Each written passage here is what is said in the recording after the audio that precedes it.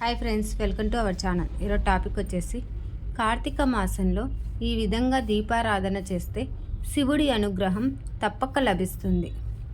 శ్రీమాత్రే నమః. అందరికీ నమస్కారం. తెలుగువారికి ఎంతో ముఖ్యమైన మాసం కార్తీక మాసం. ఈ కార్తీక మాసం పరమశివునికి ఎంతో ప్రీతిపాత్రమైనది.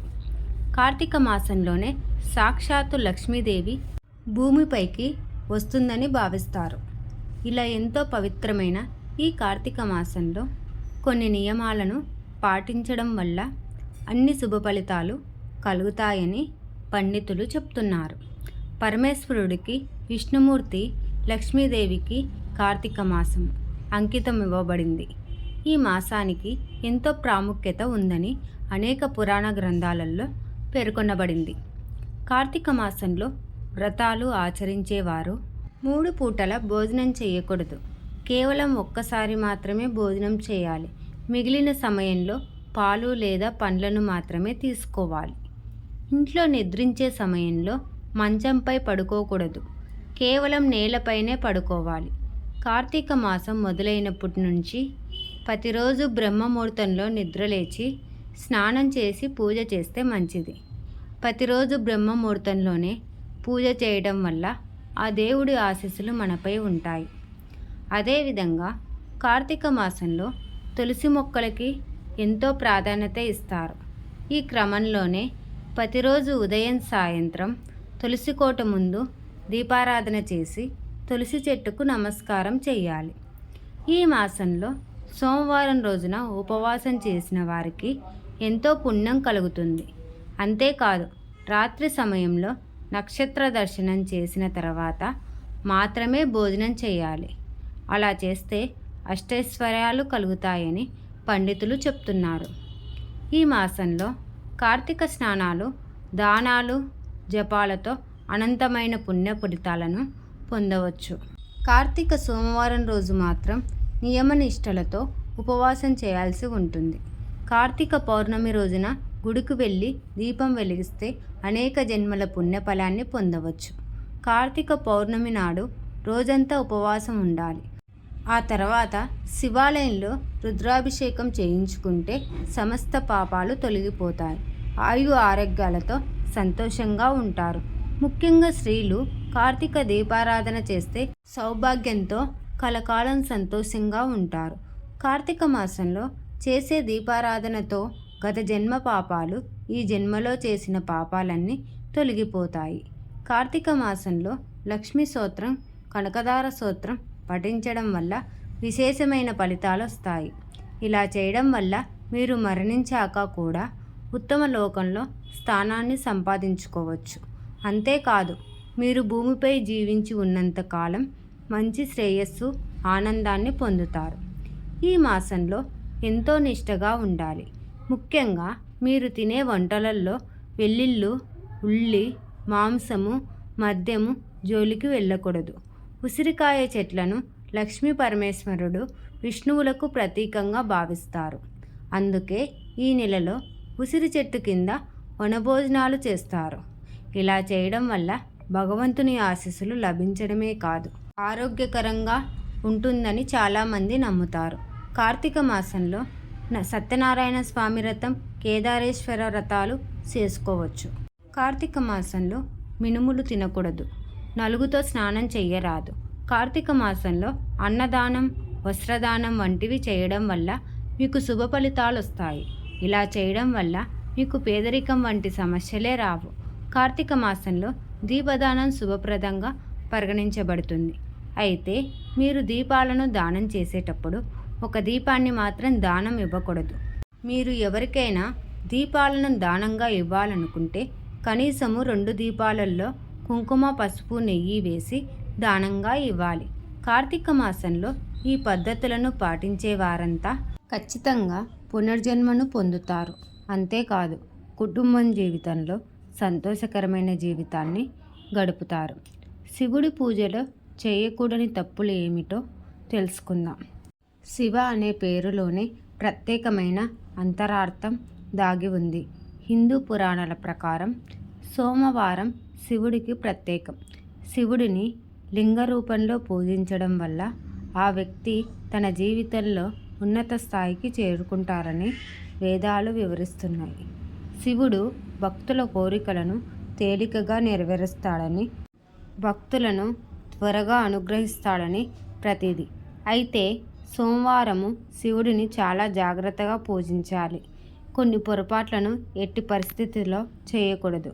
శివ పూజ చేసేటప్పుడు ఎలాంటి జాగ్రత్తలు తీసుకోవాలి, ఎలాంటి పొరపాట్లు చేయకూడదో ఈ వీడియోలో తెలుసుకుందాం. శివుడికి బిలవపత్రం సమర్పించడం చాలా ముఖ్యం. 3 ఆకులతో కూడిన ఈ బిలవపత్రము శివుడి 3 కన్నులతో సమానం. అలాగే ఈ ఆకు త్రిశూలానికి సంకేతము.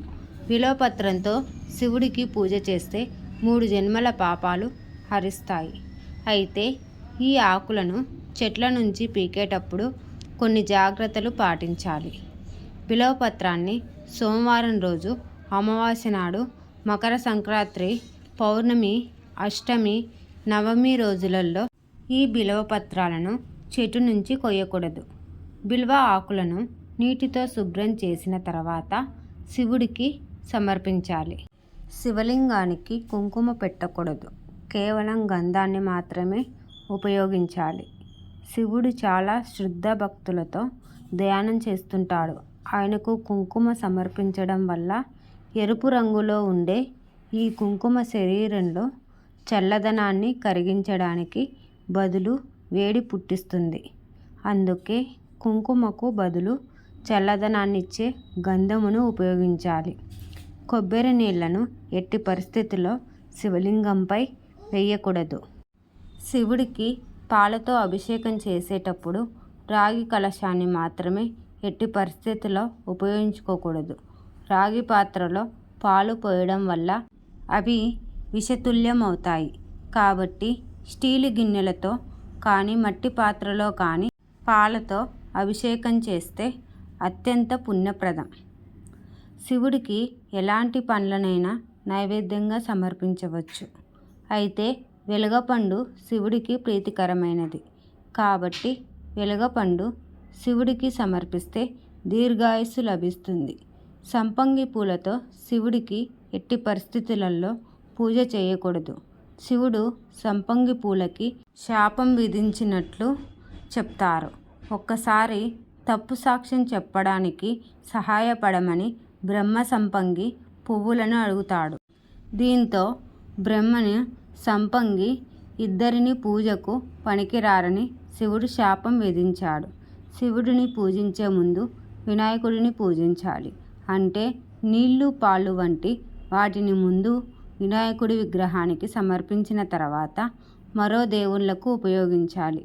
ఎలాంటి పూజ చేసినా ముందుగా వినాయకుడిని పూజించాలని స్వయంగా శివుడే వివరించాడు. తులసి ఆకులను ఎట్టి పరిస్థితులలో శివుడికి సమర్పించరాదు. శివ పూజను ప్రారంభించే సమయంలో తప్పనిసరిగా ఒక రాగి చెంబులో నీళ్లను ఉంచాలి. ఆ నీళ్లను ముందుగా ఈశ్వరునికి సమర్పించిన తర్వాతే మనం పూజను మొదలు పెట్టాలి. పరమేశ్వరుడికి పాలు, పండ్లు, ఇతర పదార్థాల కన్నా గంగా నీరు అంటే చాలా ఇష్టం. పూజ చేసే సమయంలో ఓం నమఃశివాయ మంత్రాన్ని స్మరించుకోవాలి. ఈ 5 అక్షరాల మంత్రం చాలా శక్తివంతమైనది. ఇలా పూజ చేసి శివుని అనుగ్రహం పొందండి. ఒకవేళ మీ ఇంట్లో శివలింగం పెట్టుకుంటే జలధార కంపల్సరీ ఉండాలి. అంటే శివలింగంపై నీటి కుండ కంపల్సరీ ఉండాలి. జలధార లేకుండా శివలింగం పెట్టుకుంటే మీ ఇంట్లోకి నెగిటివ్ ఎనర్జీ అట్రాక్ట్ అవుతుంది. పూజ సమయంలో శివలింగంపై పాలు, పెరుగు, తేనె ఇలా పంచామృత అభిషేకాల తర్వాత నీళ్లతో ఖచ్చితంగా అభిషేకం చేయాలి. అలా చేస్తేనే సంపూర్ణ అభిషేక ఫలితం దక్కుతుంది. శివుడిని ప్రసన్నం చేసుకోవడానికి, ఆయన అనుగ్రహాన్ని పొందడానికి సోమవారం రోజు ఉపవాసం ఉండటం అత్యంత శ్రేయస్కరం. విభూది పరమేశ్వరునికి అత్యంత ప్రీతికరమైనది.